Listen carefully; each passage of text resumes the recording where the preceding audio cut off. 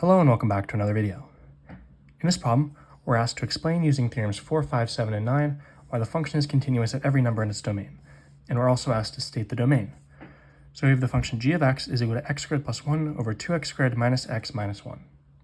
So what we have here is a polynomial divided by a polynomial, and this means that g of x is rational.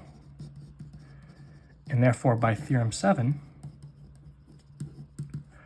we know that a rational function is continuous at all values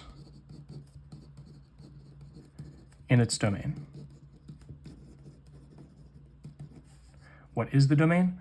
Well, the domain of a rational function is all real numbers, and also that the denominator, in this case 2x squared minus x minus 1, is not equal to 0.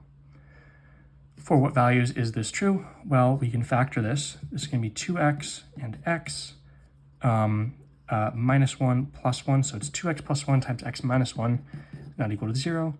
Therefore, 2x plus 1 is not equal to 0, and x minus 1 is not equal to 0.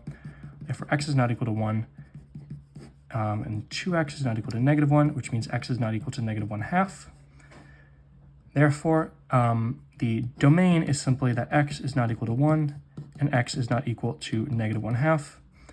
Or you could write that in interval form from negative infinity to negative 1/2, from negative 1/2 to 1, and from 1 to infinity.